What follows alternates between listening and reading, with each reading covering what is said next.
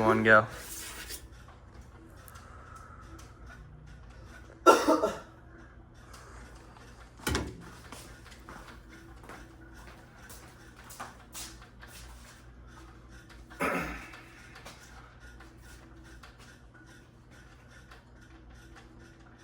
The World Health Organization says that nearly 720,000 people commit suicide every single year. The men's suicide crisis is an imminent problem that must be combated in order to save the lives of numerous men around the world. I'm sure you guys know men who have committed suicide, and I'm sure it was a tragedy. I personally know men who have committed suicide in high school, and it sucked.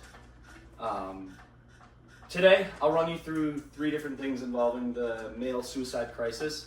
First one being the causes of the issue, the second one being the problem in and of itself, and then the third one being some solutions or what can be done in order to prevent it.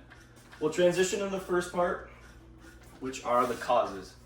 So Krista Fisher says in an article about men's anxiety that anxiety disorders are very prevalent among men, and it can cause depression, which we all know can result to suicide.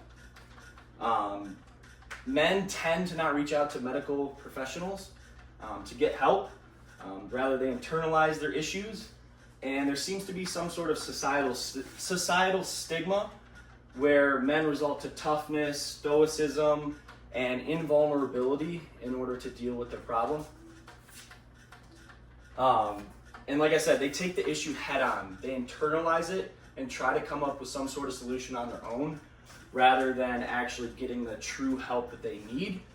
And historically, men have faced pressure from society to perform and provide at a level. And Ali Haggart talks about this in a book titled The History of Psychological Disorders in Britain, where he reports housewives in the 1960s reporting their husbands drinking too much, where this was some type of coping mechanism for the pressure that they were actually facing. And once again, this coping mechanism was used instead of actually reaching out for the help that they need. So we'll transition into the problem itself. A 5 to 10 year study showed anxiety disorders caused much more suicide at a significantly higher rate for men as opposed to women.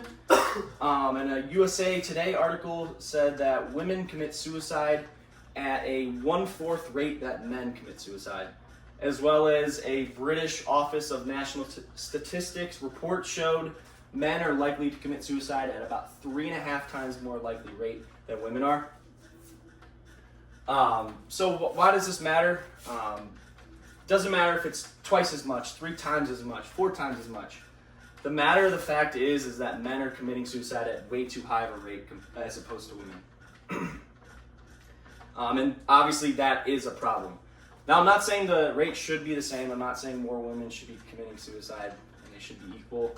Obviously, the goal would be 0% equally, but that's likely unattainable. And sometimes you may not even know a person is struggling with suicidal thoughts. They might seem very happy and outgoing and still have those thoughts. So why should you care? It's because, like I said earlier, it's people in your community. It's fathers, brothers, sons, uncles that are committing suicide at way too high of a rate. And the stigma needs to come to an end. So we'll move on to what you can specifically do. According to Matthew Boyle in an article published by the National Alliance of Mental Illness, he says just check in with somebody, talk to somebody, listen to them, ask them questions. It can be the first step towards saving a man's life. And we need to get rid of the idea that men are emotionally detached. And they experience feelings just like women do. And we need to get rid of the mantra, man up. Now, there's situations where you should man up, but when you're experiencing suicidal thoughts, that's a situation where the manly thing to do is reach out to somebody that can help you. And like I said, although there are silent sufferers, there's risk factors that we can identify to help somebody, like unemployment, social isolation, substance abuse. These are all early signs that somebody could have suicidal thoughts. Now, this all sounds great, but ultimately it is up to the man to go ahead and do a couple different things. Use the resources that are offered to them that are specifically tailored towards men. Be honest with the people that care about you. And also accept the mental struggle and do what you need to do with it by seeking help. According to Sophia Struzichik, we need to consider loved ones in the consequences of suicide. It's a big impact, as well as it's not just the sufferer and the people that can help, it's a collaboration. It can't be a one-sided thing. So, all in all, we understand the statistics that prove that the suicide crisis in men is a very prevalent issue, as well as some things that we could do to prevent it. Once again, it's a huge issue that can be combated. Today we just went over 3 things: the causes, and the problem, which is the suicide crisis, as well as some solutions and what can be done for the suicide crisis in men.